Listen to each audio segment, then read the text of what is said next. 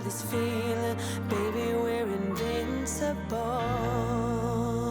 Hi guys, and welcome back to a brand new season of Rebuilding Notts County. It's number 5. As always, if you are enjoying the save, drop a like. That'd be fantastic. It really does help out the channel.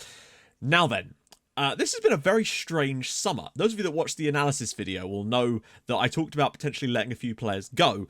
That's proved very difficult, and I'm going to be honest with you, it's not happened because we've basically had no bids for anyone in our first team squad at all.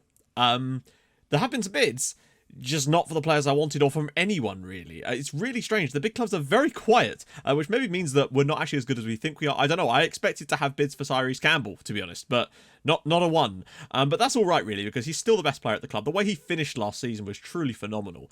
He basically single-handedly pulled us into the playoffs last year, and very nearly could have maybe taken us a little bit further, but it wasn't to be. He's got, I think, 10 goals in his final 7 championship appearances to just completely obliterate that league towards the end. It was glorious to see. It really was. So, my task I was left with over the summer was to try and map things out a little bit. We decided that potentially Tunji Akinola could leave. Obviously, now you know he hasn't. I've still obviously looked to strengthen there, though, because I do think there's some interesting issues with him. He gave up too many goals, basically. He made 3 mistakes leading to goals, and they were all horrible back passes. Brandon Fleming is completely useless and will not be playing as a first choice this year. That will be Stephen Walker, or will it? So there's that. And also, I looked at the fact that, you know, McPhee and Ron Coates are good players, but they really, unfortunately, they just lack the crossing ability to play that role well, and that's basically a huge issue for us. So we've looked into potentially playing Curtis Jones instead of McPhee, and maybe even Ian Saunders instead of Ron Coates on the right-hand side, just to sort of see how things go. We didn't even have any bids for Ron Coates. When Burnley have literally been watching him seemingly at every match. I get a notification saying Sean Dyche was there, but they never actually put a bid in for him in the end, which is weird.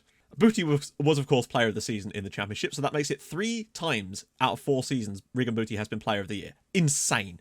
And the one year that he wasn't, I think he was the 3rd best, so the guy's just a monster. We also lost more youth players, lost this time 1 to Sunderland, 1 to Newcastle. I'm going to start making a list of their names so we can look them up later, because it's getting a bit ridiculous. I think that's 7 players now over the past year we've lost to other clubs. I don't know what that means for our youth intakes in future, or whether that's a separate thing or not, but it is concerning, because the board won't let me improve our youth facilities or our youth level, so I feel like that's just going to keep happening at the moment. Amazingly as well, we had absolutely 0 bids for Costel Trofin. It's one of those. That much I do know. I've narrowed it down. And I think the reason is because he turned 17 at the start of the summer, and that meant that he signed a professional deal. And I think that basically meant that the clubs just kind of went, okay. Because I did notice then, we started getting a lot of bids for Sean Lancaster and Brendan Milnes, like big bids. It's very clear to see that Brendan Milnes is the sort of understudy of the two. The bids for him ranged upwards of £2.5 million for him. So there's that. We're still getting bids for him because he's still 16, which means that he's not signed his professional contract yet, so the other clubs are trying to swoop, but we're just rejecting them all, which is the main thing. But I think we've got a real special talent in Sean Lancaster on that right hand side, because teams were putting some huge bids in. They've stopped now because he turned 17 and signed a proper deal, but my god, I think the biggest one I saw was Norwich. They bid it was a deal that would have, with the add-ons, could have gone up to £13 million for a 16-year-old. I actually think that we don't really need to worry too much about that right-hand side, because I think by the end of the season, Sean Lancaster might well be playing there at this rate, because he is absolutely, there's something there for him. And I don't know what kind of bids we would have got on Trofin, because of course we didn't get a chance. But that's fine. They're all still here. And I think those 3 could all play for us in future. And I'm very much looking forward to that. However, I have still gone and made a load of signings. I'm going to show you not only the ones that have joined us, but all the ones for the future as well, just because there's so many of them around. Some of them you may have seen before, though. You might also notice that this looks slightly different. It's an update to the skin, which is TCS for anyone wondering. This is the 1.2 version, I think, so there's some slight little changes. I haven't quite got my head around everything yet. The first one is Geffen Sullivan. Come in, I think, free transfer from Barrytown. Some of you guys already saw this guy. He's a goalkeeper. He's Welsh. He's here. That's all I can really say. Then we got Scottish striker George Carswell, who's joined us from Hamilton. Again, I don't think it was a huge deal, but the fact is, you know, solid finishing of 14, composure of 12. There's a few things that this guy has kind of got. Potential's not great. Quite a lot of cons about this one. He's one that signed a few years ago and has finally actually joined us. Not on huge money, though, so 3-year deal. I'm okay with that. He's 18 years old. He'll just go straight into the under-18s. It was 80k, by the way. And then, of course, we've got Amel Omerovic, the young Swiss centre-back, who I've got a lot of high hopes for, just because as much as his heading isn't great and he's not the tallest, there's a lot of things I like about this guy. His physicals are insane for an 18-year-old. Like, great natural fitness and balance, but the other stuff is all right where you want it. Incredibly brave, great teamwork. Like, I think he's an excellent player for the future. And for £240,000, I think this was a really solid piece of business. And I'd be interested to see what he can do for us this year. That 5-star potential, there's a lot of things I like. Then is a big signing, because we have now officially moved over to no loans. There is no loans in this squad whatsoever. We've done away with it. I want to rely on players that we actually own, which means D'Amico Dehaney, despite playing 4 years at the club, I thought about trying to put a bid in, and I did, but Huddersfield just want too much money for him, unfortunately. So we instead went with this lad. This is Nico Williams, who I think was on loan at Charlton last year. He's joined us essentially from Liverpool.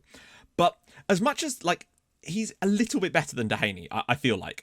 Great acceleration. He's nice and tall. He's got some good traits as well. He's got good crossing, dribbling, first touch. Marking isn't amazing, but he's got great solid tackling. His technique is amazing. He's determined. He's only 22 years old. I really like this guy a lot. He's joined us on a free transfer after being released by Liverpool, and I think he was the perfect replacement for Dehaney, because I think he kind of does all the things that I want Dehaney to do, but maybe even slightly better. So I think he's a definite step up because he's got the right attributes. Then we have another striker that's coming from Scotland. This is David Reynolds. Only got 9 finishing, but 12 composure, though. Incredibly high on the old flair and acceleration.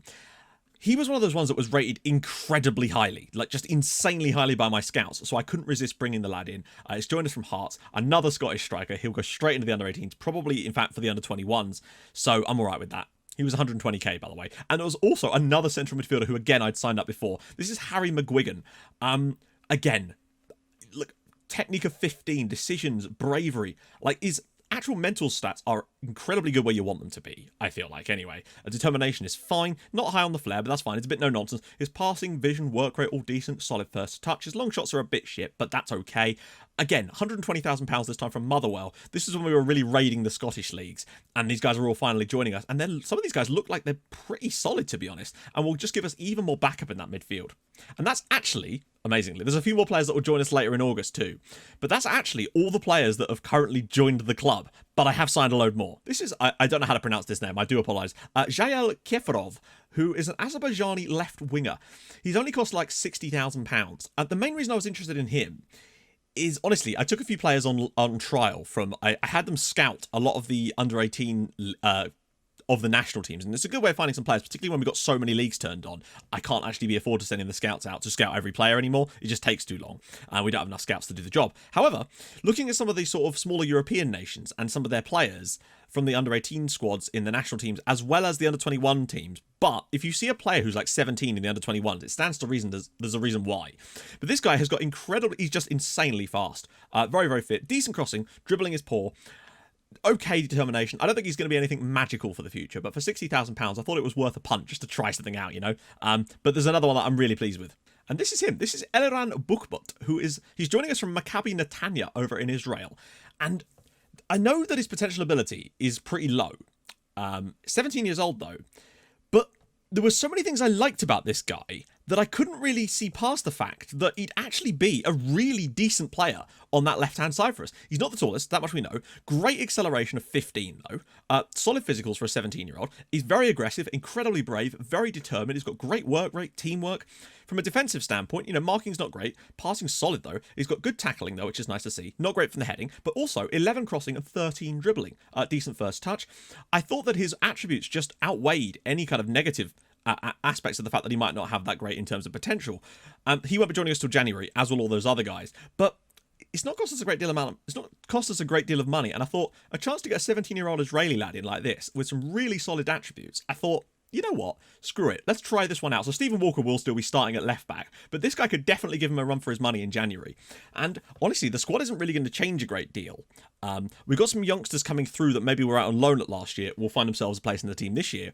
But I didn't really feel like we needed to make that many changes. I think if we'd have stuck with the tactic we found later on for the entire season, we could well have been quite near anyway. And a lot of our players are just going to get better. So I didn't feel the need to splash. I did have a look, though, for another goalkeeper. And I might still sign. There's a guy from a Croatian league who looks like he's really decent. So I might go after him, because a goalkeeper is important, but it's a question of the money at the moment. First one of those is Alexander Gubrinic, who is a Bosnian player that plays for Borac Banja Luka.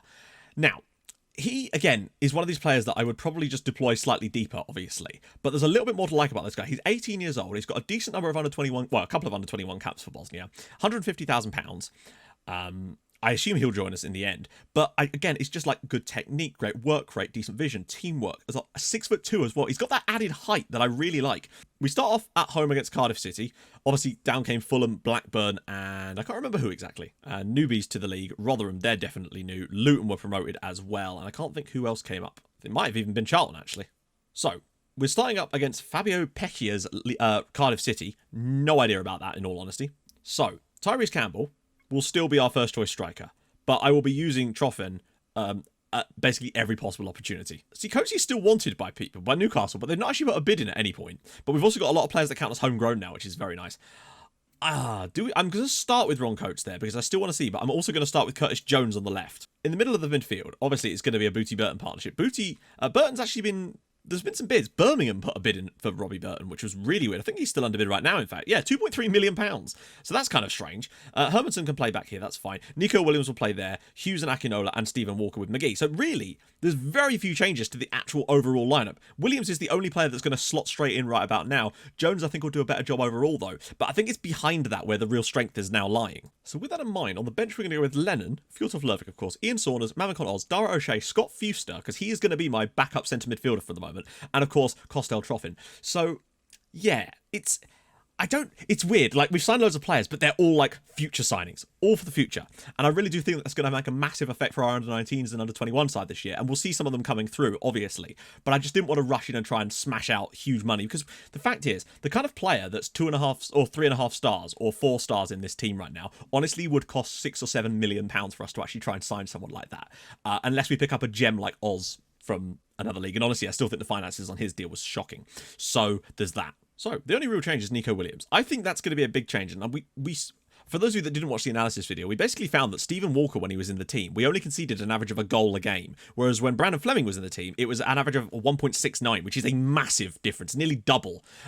So there's that. We also found that Curtis Jones was just a much better player than Niall McPhee, unfortunately for him. So hopefully we can start off with a win at home. This sort of new approach. Hopefully Regan Booty will continue to be the man that he is. Now that he's had a sort of summer to rest himself up. Didn't we play Cardiff City on the opening day of last season as well? Or am I just imagining that? Because I think we got a draw against them, didn't we? Booty. A little bit of space, in fact, for Ron Coates. He's into a tough position here, but he might well score. And he does. He took that extra touch closer to the goalkeeper. And would you believe it? A man who was basically a pariah last year at times, has come in, first game of the season, trying to prove himself, because I wasn't really sure who to start there. Great work from Regan Booty to close this down. Gets an assist within 26 minutes, but it's this extra touch here from Coatesy. Gets it out of his feet, and it's a lovely finish from Ron Coates. Number 13, in fact, this season, I think, and he's got it. That's a good start. Well, pretty anonymous first half. We've scored and got the lead right now through Ron Coates, which is obviously the main thing. Booty's doing his normal running the show. Curtis Jones not having the best day, though. And one of the problems we found with Curtis Jones last season was that I feel like overall was better than Niall McPhee, but when he had really bad days, he had really bad days. And that often made him look worse, I think. Wallace. Oh, I thought he was going to win it there. Oh, wow. I mean, Bobby Reid has immediately equalised for Cardiff there. Bit poor from us, in all honesty, there. These are the kind of home games we need to be winning if we stand any chance of getting promoted this year. I wouldn't be above doing another season, honestly, in this division, even after oh dear, McGee should be doing better with that, just to let the players progress a little bit and catch up to where the squad is. Curtis Jones has not had a good game. Booty brings it down, though. Doing what he does. Finds Ron Coates again! Can we talk about Ron Coates scoring a brace in the opening game of the season, both of which were assisted by Regan Booty? This is what I mean. This is what I was trying to get out of Ron Coates. I think that having him roam from position a little bit more is enabling Regan Booty to look. He's way more central than you'd normally expect him to be here. He just gets in there and gets the finish because he is a good finisher. He genuinely is, and he's got in there again. Wow. I actually still can't believe that Ron Coates has popped up with a brace, both of which have been assisted by Regan Booty. But just having that little bit more freedom from, oh my God, look at this. Great save from him. That's a really big save. Well, Curtis Jones has been poor. It's a shame, but it's just how it is. I might get Troffin out on the left here, since we've really got no options. I should have put What's-Imaging on the bench. It's not been a particularly free-flowing match, I've got to say. It's Ron Coates getting a pair of opportunities and Ron Coates scoring both of them has basically been the story of the match so far. And if that's the story of the match in the end, then I'm all right with that. Because that, to me, shows a real, Tunji, actually, really nice work there. Costel. Go on, lad. I think he could take his man on here. Nope, he doesn't. But he could win it back. Obviously, he's not going to be playing on the left-hand side very often, but just giving him some football here, I suppose. Hughes. Fuster. Look at the channel for Ron Coates. Here he comes again. They're going to allow him to keep going here, I think. Oh, my goodness. He is looking feisty. Glatzel. Oh, hello. Don't consider dead late equal. Oh, Akinola. Well played, lad. That's brilliant. Can he find... I don't think he's going to find the pass, but just hold on to the ball. There we go. Walker. Campbell. This is one last chance here. Troffin.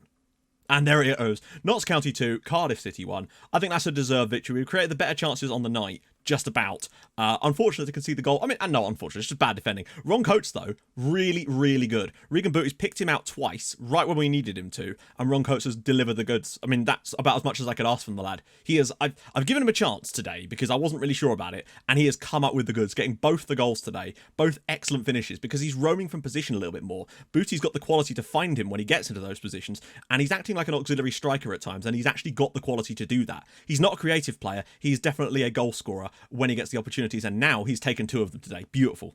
I mean, it's impossible not to be satisfied with the performance. Bad to concede the goal in the way that we did, but to see Ron Coates get off to that kind of start is joy to my ears. And of course, Regan Booty grabbing himself a pair of assists to get off the mark nice and early on. What the hell? Media prediction? Oh, that's cool. Didn't know you could have that on there. Ah, okay, so this is all part of the slight changes to the skin. You'll notice the form is actually on here too. So we're getting a little bit more information, which is actually quite useful, I'd say. And something those of you that will really like is the fact that this is now switched, so my face cam is no longer in the way of any of the fixtures and stuff, so which is very, very nice indeed. What do we do next? I like to normally break into the season a little bit, and then do like a... Yeah, because we want to... Where's the Forest game? So I'll break into the season a little bit. Maybe do Luton in the next episode. Do 5 games, or is that 4 games off camera? Maybe come back and do Preston then instead, actually, because that might be more difficult. Do Preston away in the next episode as a live con. So we've got the EFL Cup in there too, and that's against Middlesbrough. Not easy at all, but that's a great start to the season. Anyway, if you've enjoyed this video, and I hope you have, drop a like. That would be tremendous. If you're new to the channel, subscribe. That would be glorious as well. And I will join you guys in the next episode, and we'll hopefully be doing what we want to be doing. A couple of extra players coming in, starting to really build this team out. I know there's not a lot of changes to the squad, but I do think the changes that we have made are important ones. So yeah, as always, hold your gun, capybara, and I'll see you guys in the next episode. Thank you so much for watching. Bye-bye.